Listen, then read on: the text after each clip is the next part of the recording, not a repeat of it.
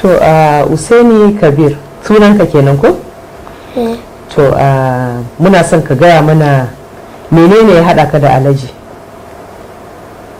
Abokina ne ya ce ga abokin shi can, shi ne kan gidan, sai ya ce ma Hassan in ya tsaya a waje, sai ya ce in kwanta, sai na kwanta, sai ce in cire wandona, shi ne na cire, shi ne saka gaban shi a bayana, sai wani fararen abu na fitowa a bayana, sai ya ɗauka tsumma ya goge.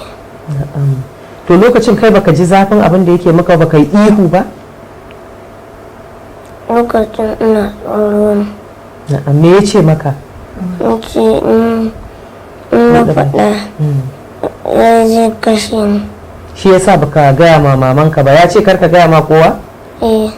Idan ka faɗa zai kashe ka. To amma kai ka san cewa abin bai da kyau, abin da yake maka, tunda dai ka ga duk abin da bai da kyau ne ake cewa kar a faɗa. Kai a yaro, a matsayinka na yaro, ka yi tunanin cewa abin da yake maka ba shi da kyau? Baka zo da wannan tunanin ba ko? To yanzu kana gani dai abin da Alhaji ya maka dai ba abu bane mai kyau. Me kake son a yi ma Alhaji saboda wannan abu da ya maka? Kar ka ji tsoro, yanzu ba abin da Alhaji zai maka, ya riga ya shiga hannu. Kai yanzu me kake so a yi ma Alhaji? Duka. A mishi duka ko?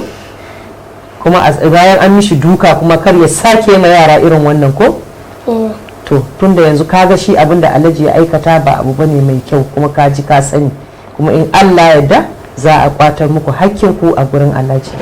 Allah kuma ya kare gaba, kaji, kuma kai ma karka gwada irin wannan abun da wani yaro daban, saboda kaga yanda kace a ma Alhaji duka, to ba ma duka za a mishi ba, abin da za a yi ma Alhaji sai ya fi duka. To kaga kai ma in ka zo ka ce za ka yi irin wannan, kaga kai ma za a iya maka irin wannan hukunci, kaji ko? Allah ya kare, Allah ya maka albarka. To mun gode Hussein Kabir.